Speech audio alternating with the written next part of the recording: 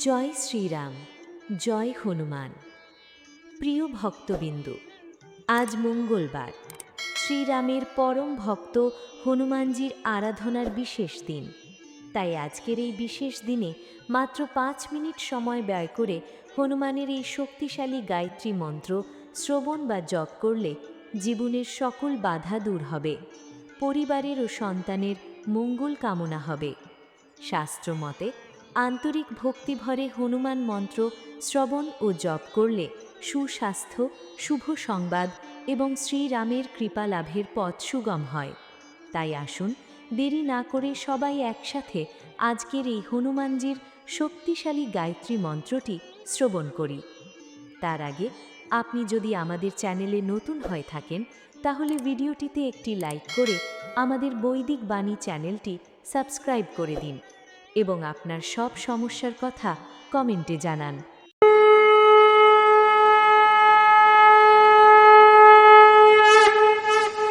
ॐ आञ्जनेयाय विद्महे वायुपुत्राय धीमहि तन्नो हनुमान् प्रचोदयात्। ॐ आञ्जनेयाय विद्महे वायुपुत्राय धीमहि तन्नो हनुमान् प्रचोदयात्। ॐ आञ्जनेयाय विद्महे वायुपुत्राय धीमहि तन्नो हनुमान् प्रचोदयात्। ॐ आञ्जनेयाय विद्महे वायुपुत्राय धीमहि तन्नो हनुमान् प्रचोदयात्। ॐ आञ्जनेयाय विद्महे वायुपुत्राय धीमहि तन्नो हनुमान् प्रचोदयात्। ॐ आञ्जनेयाय विद्महे वायुपुत्राय धीमहि तन्नो हनुमान् प्रचोदयात्। ॐ आञ्जनेयाय विद्महे वायुपुत्राय धीमहि तन्नो हनुमान् प्रचोदयात्।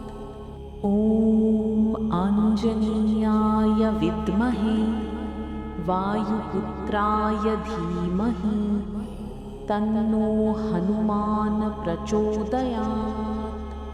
ॐ आञ्जनेयाय विद्महे वायुपुत्राय धीमहि तन्नो हनुमान् प्रचोदयात्। ॐ आञ्जनेयाय विद्महे वायुपुत्राय धीमहि तन्नो हनुमान् प्रचोदयात्। ॐ आञ्जनेयाय विद्महे वायुपुत्राय धीमहि तन्नो हनुमान् प्रचोदयात्। ॐ आञ्जनेयाय विद्महे वायुपुत्राय धीमहि तन्नो हनुमान् प्रचोदयात्। ॐ आञ्जनेयाय विद्महे वायुपुत्राय धीमहि तन्नो हनुमान् प्रचोदयात्। ॐ आञ्जनेयाय विद्महे वायुपुत्राय धीमहि तन्नो हनुमान् प्रचोदयात्। ॐ आञ्जनेयाय विद्महे वायुपुत्राय धीमहि तन्नो हनुमान् प्रचोदयात्। ॐ आञ्जनेयाय विद्महे वायुपुत्राय धीमहि तन्नो हनुमान् प्रचोदयात्। ॐ आञ्जनेयाय विद्महे वायुपुत्राय धीमहि तन्नो हनुमान् प्रचोदयात्। ॐ आञ्जनेयाय विद्महे वायुपुत्राय धीमहि तन्नो हनुमान् प्रचोदयात्। ॐ आञ्जनेयाय विद्महे वायुपुत्राय धीमहि तन्नो हनुमान् प्रचोदयात्। ॐ आञ्जनेयाय विद्महे वायुपुत्राय धीमहि तन्नो हनुमान् प्रचोदयात्। ॐ आञ्जनेयाय विद्महे वायुपुत्राय धीमहि तन्नो हनुमान् प्रचोदयात्। ॐ आञ्जनेयाय विद्महे वायुपुत्राय धीमहि तन्नो हनुमान् प्रचोदयात्। ॐ आञ्जनेयाय विद्महे वायुपुत्राय धीमहि तन्नो हनुमान् प्रचोदयात्। ॐ आञ्जनेयाय विद्महे वायुपुत्राय धीमहि तन्नो हनुमान् प्रचोदयात्। ॐ आञ्जनेयाय विद्महे वायुपुत्राय धीमहि तन्नो हनुमान् प्रचोदयात्। ॐ आञ्जनेयाय विद्महे वायुपुत्राय धीमहि तन्नो हनुमान् प्रचोदयात्। ॐ आञ्जनेयाय विद्महे वायुपुत्राय धीमहि तन्नो हनुमान् प्रचोदयात्। ॐ आञ्जनेयाय विद्महे वायुपुत्राय धीमहि तन्नो हनुमान् प्रचोदयात्।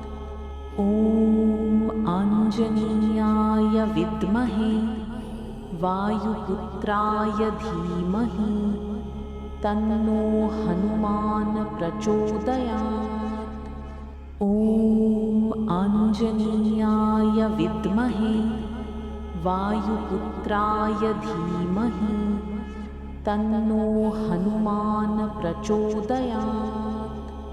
ॐ आञ्जनेयाय विद्महे वायुपुत्राय धीमहि तन्नो हनुमान् प्रचोदयात्। ॐ आञ्जनेयाय विद्महे वायुपुत्राय धीमहि तन्नो हनुमान् प्रचोदयात्। ॐ आञ्जनेयाय विद्महे वायुपुत्राय धीमहि तन्नो हनुमान् प्रचोदयात्। ॐ आञ्जनेयाय विद्महे वायुपुत्राय धीमहि तन्नो हनुमान् प्रचोदयात्। ॐ आञ्जनेयाय विद्महे वायुपुत्राय धीमहि तन्नो हनुमान् प्रचोदयात्। ॐ आञ्जनेयाय विद्महे वायुपुत्राय धीमहि तन्नो हनुमान् प्रचोदयात्। ॐ आञ्जनेयाय विद्महे वायुपुत्राय धीमहि तन्नो हनुमान् प्रचोदयात्। ॐ आञ्जनेयाय विद्महे वायुपुत्राय धीमहि तन्नो हनुमान् प्रचोदयात्।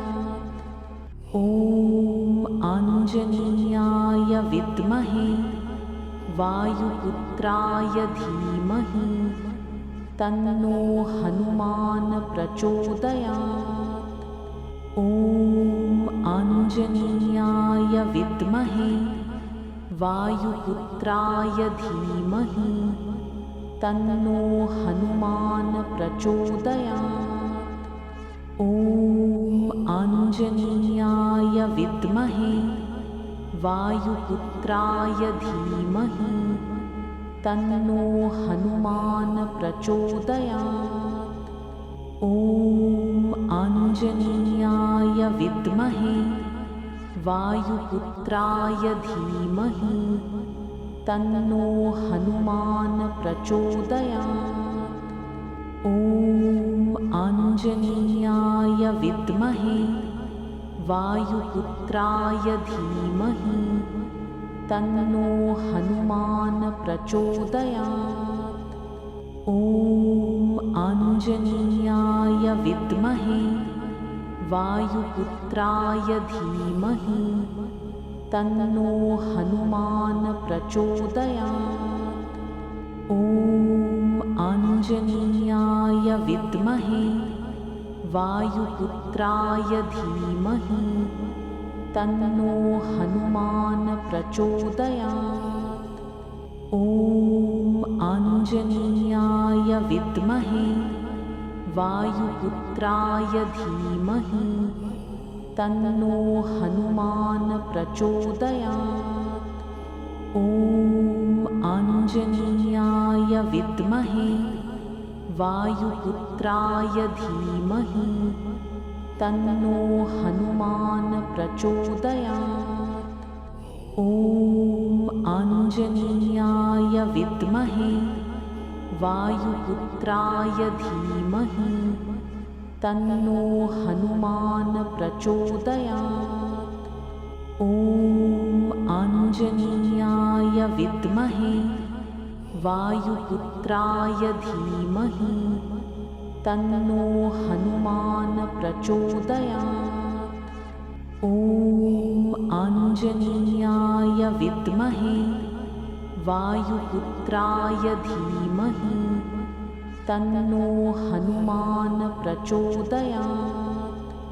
ॐ आञ्जनेयाय विद्महे वायुपुत्राय धीमहि तन्नो हनुमान् प्रचोदयात्। ॐ आञ्जनेयाय विद्महे वायुपुत्राय धीमहि तन्नो हनुमान् प्रचोदयात्। ॐ आञ्जनेयाय विद्महे वायुपुत्राय धीमहि तन्नो हनुमान् प्रचोदयात्।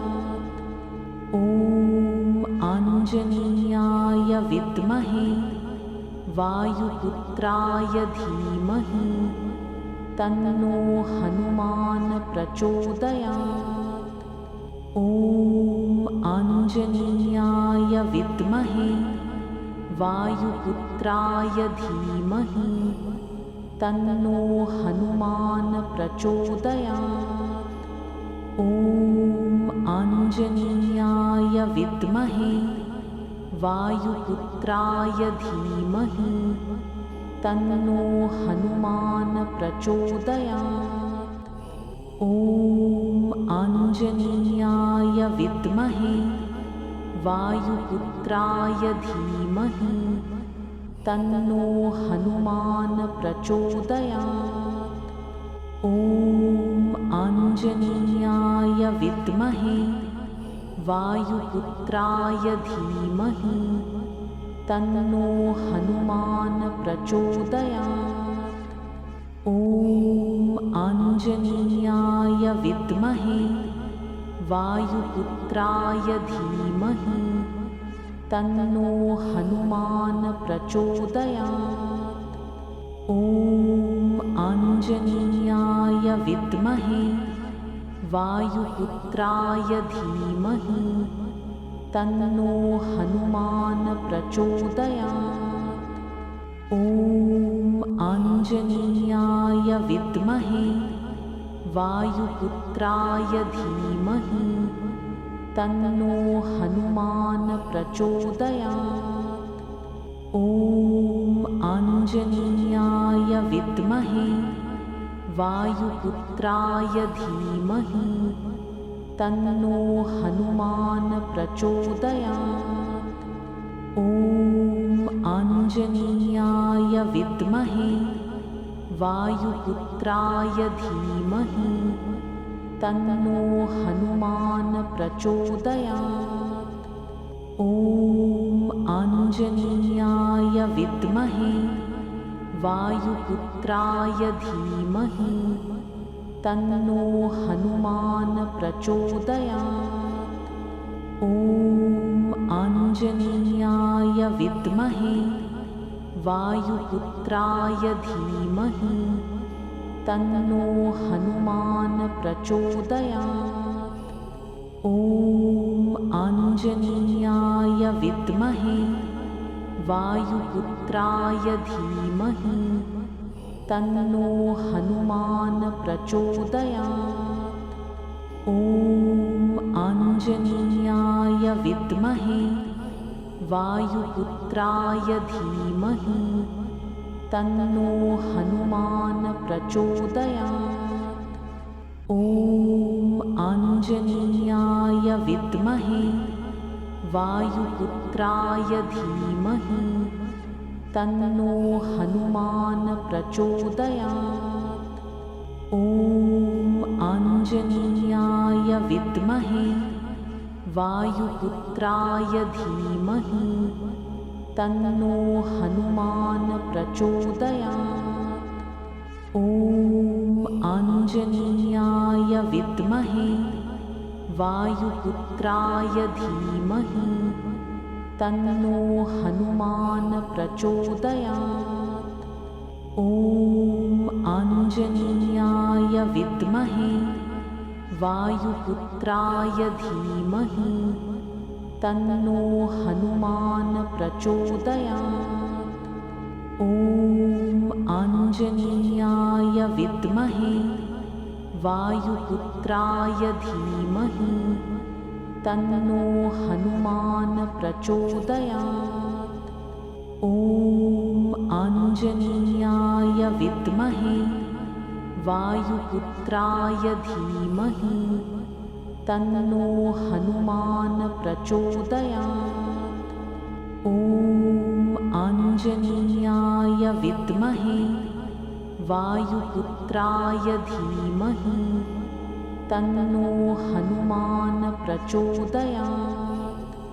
ॐ आञ्जनेयाय विद्महे वायुपुत्राय धीमहि तन्नो हनुमान् प्रचोदयात्। ॐ आञ्जनेयाय विद्महे वायुपुत्राय धीमहि तन्नो हनुमान् प्रचोदयात्। ॐ आञ्जनेयाय विद्महे वायुपुत्राय धीमहि तन्नो हनुमान् प्रचोदयात्। ॐ आञ्जनेयाय विद्महे वायुपुत्राय धीमहि तन्नो हनुमान् प्रचोदयात्। ॐ आञ्जनेयाय विद्महे वायुपुत्राय धीमहि तन्नो हनुमान् प्रचोदयात्। ॐ आञ्जनेयाय विद्महे वायुपुत्राय धीमहि तन्नो हनुमान् प्रचोदयात्। ॐ आञ्जनेयाय विद्महे वायुपुत्राय धीमहि तन्नो हनुमान् प्रचोदयात्।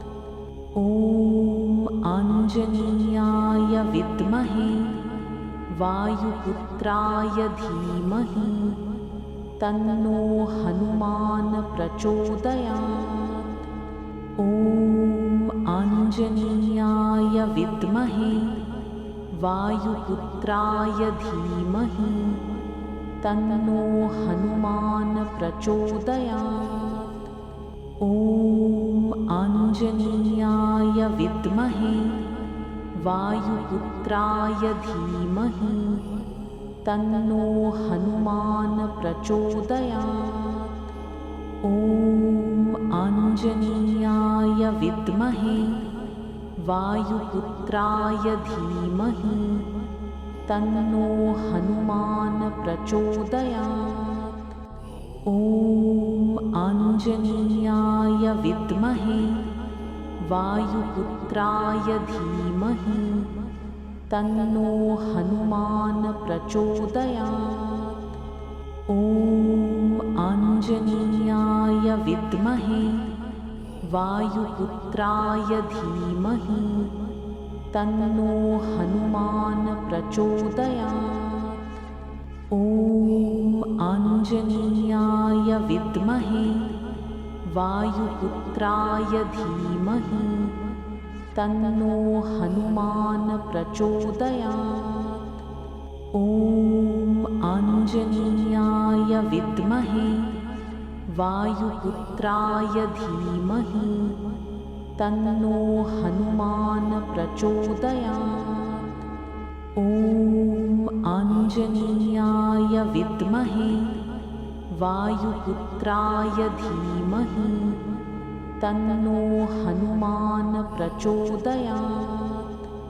ॐ आञ्जनेयाय विद्महे वायुपुत्राय धीमहि तन्नो हनुमान् प्रचोदयात्। ॐ आञ्जनेयाय विद्महे वायुपुत्राय धीमहि तन्नो हनुमान् प्रचोदयात्। ॐ आञ्जनेयाय विद्महे वायुपुत्राय धीमहि तन्नो हनुमान् प्रचोदयात्। ॐ आञ्जनेयाय विद्महे वायुपुत्राय धीमहि तन्नो हनुमान् प्रचोदयात्। ॐ आञ्जनेयाय विद्महे वायुपुत्राय धीमहि तन्नो हनुमान् प्रचोदयात्। ॐ आञ्जनेयाय विद्महे वायुपुत्राय धीमहि तन्नो हनुमान् प्रचोदयात्। ॐ आञ्जनेयाय विद्महे वायुपुत्राय धीमहि तन्नो हनुमान् प्रचोदयात्। ॐ आञ्जनेयाय विद्महे वायुपुत्राय धीमहि तन्नो हनुमान् प्रचोदयात्। ॐ आञ्जनेयाय विद्महे वायुपुत्राय धीमहि तन्नो हनुमान् प्रचोदयात्। ॐ आञ्जनेयाय विद्महे वायुपुत्राय धीमहि तन्नो हनुमान् प्रचोदयात्। ॐ आञ्जनेयाय विद्महे वायुपुत्राय धीमहि तन्नो हनुमान् प्रचोदयात्।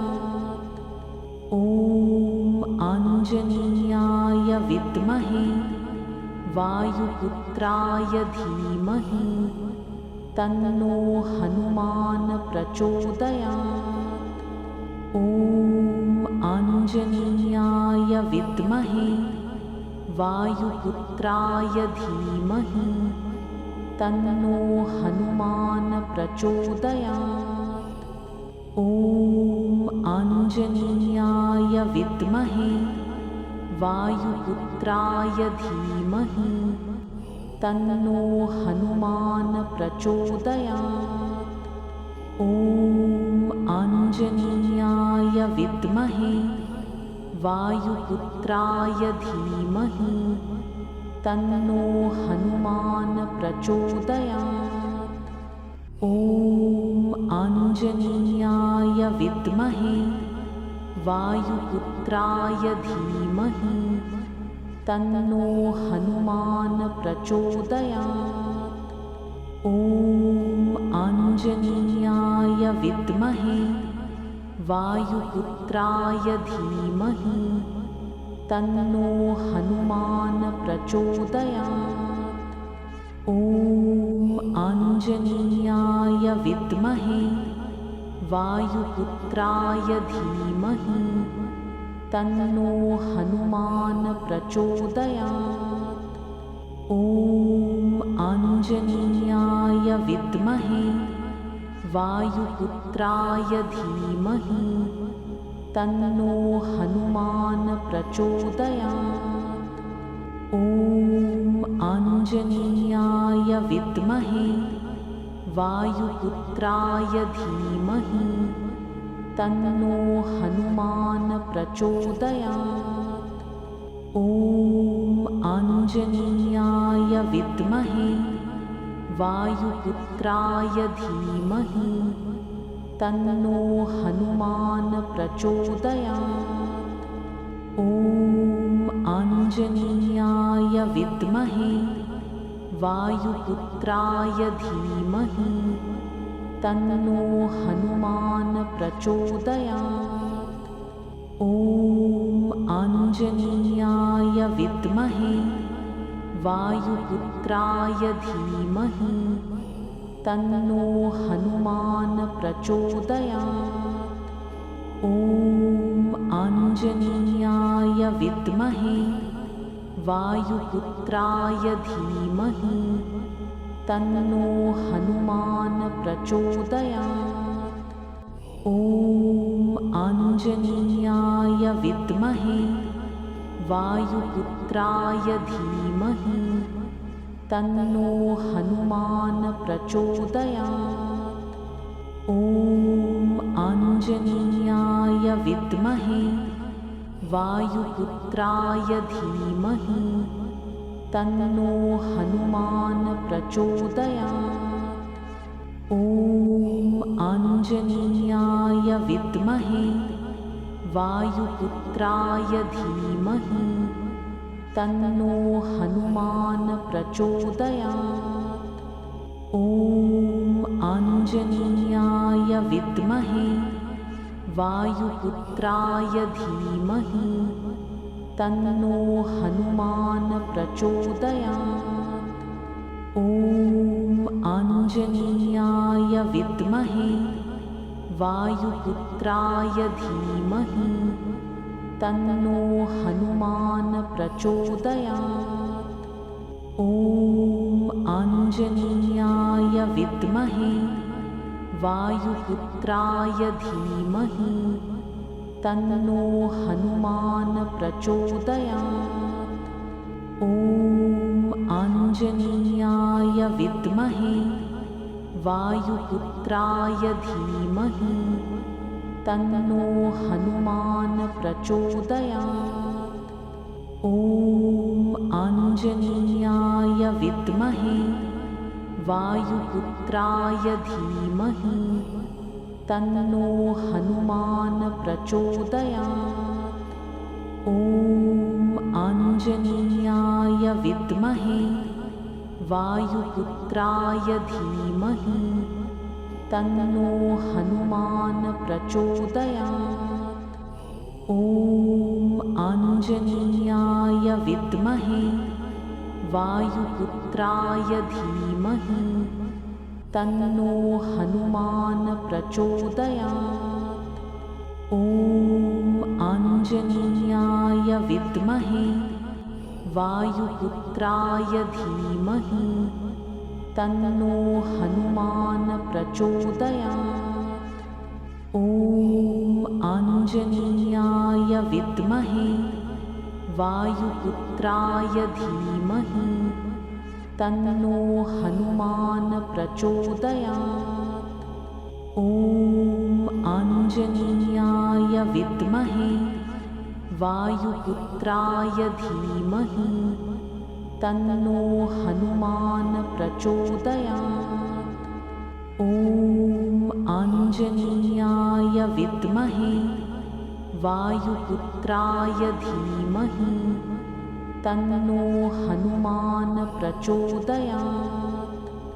ॐ आञ्जनेयाय विद्महे वायुपुत्राय धीमहि तन्नो हनुमान् प्रचोदयात्। ॐ आञ्जनेयाय विद्महे वायुपुत्राय धीमहि तन्नो हनुमान् प्रचोदयात्। ॐ आञ्जनेयाय विद्महे वायुपुत्राय धीमहि तन्नो हनुमान् प्रचोदयात्। ॐ आञ्जनेयाय विद्महे वायुपुत्राय धीमहि तन्नो हनुमान् प्रचोदयात्। ॐ आञ्जनेयाय विद्महे वायुपुत्राय धीमहि तन्नो हनुमान् प्रचोदयात्। ॐ आञ्जनेयाय विद्महे वायुपुत्राय धीमहि तन्नो हनुमान् प्रचोदयात्। ॐ आञ्जनेयाय विद्महे वायुपुत्राय धीमहि तन्नो हनुमान् प्रचोदयात्। ॐ आञ्जनेयाय विद्महे वायुपुत्राय धीमहि तन्नो हनुमान् प्रचोदयात्। ॐ आञ्जनेयाय विद्महे वायुपुत्राय धीमहि तन्नो हनुमान् प्रचोदयात्। ॐ आञ्जनेयाय विद्महे वायुपुत्राय धीमहि तन्नो हनुमान् प्रचोदयात्।